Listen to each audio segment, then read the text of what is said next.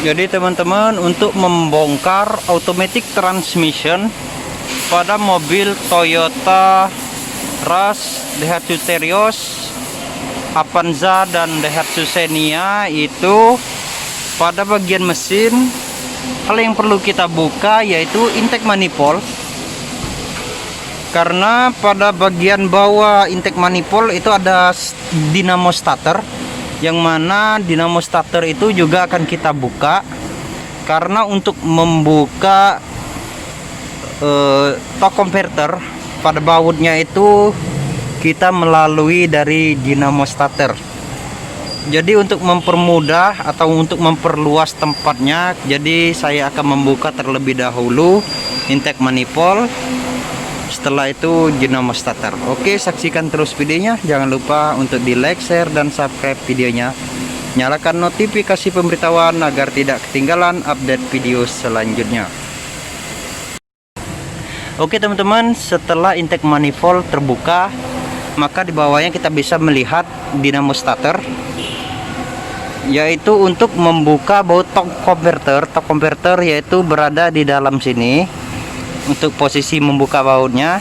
Jadi setelah dinamo starter kita lepas, maka kita bisa melihat baut torque converter dan kita bisa membukanya.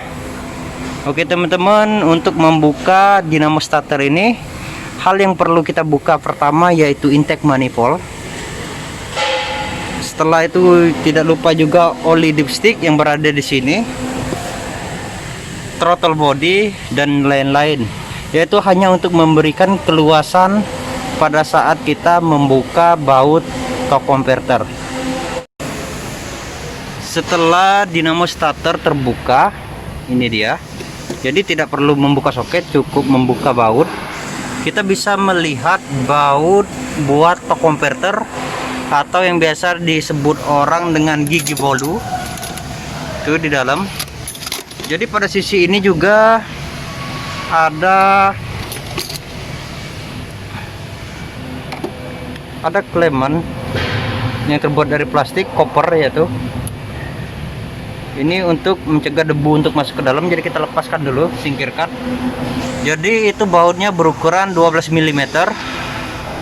Jadi di sini saya menggunakan soket 12, yaitu yang berbintang 6 atau segi 6, agar tidak merusak sisi baut tersebut, agar tidak terjadinya slack. Oke teman-teman, jadi untuk mempercepat saya menggunakan air ratchet agar waktu kita bisa lebih hemat. Oke,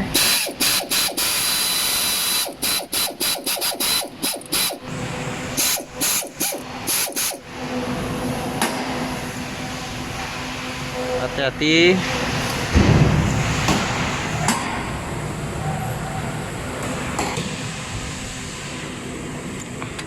Usahakan bautnya agar tidak masuk ke dalam. Walaupun sebenarnya kita buka juga, tetapi agar untuk mencegah kehilangan baut. Jadi untuk membuka baut selanjutnya, kita bisa memutar crankshaft sampai bautnya keluar.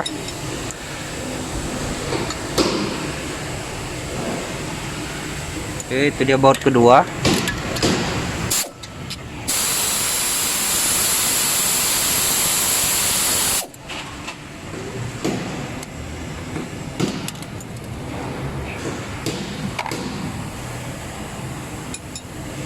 Jadi setelah torque converter terbuka, baru kita melepas bagian atau komponen-komponen apa saja yang perlu dibuka saat kita menurunkan transmisi assembly.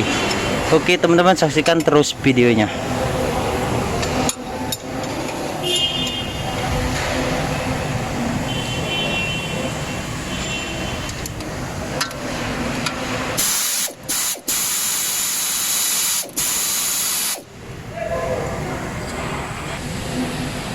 Jadi teman-teman, kalau semua bautnya sudah dilepas, maka kita bisa memutar torque converternya, yaitu hanya untuk memperlihatkan bahwa torque converter itu sangatlah gampang diputar dengan posisi baut terlepas. Ini dia.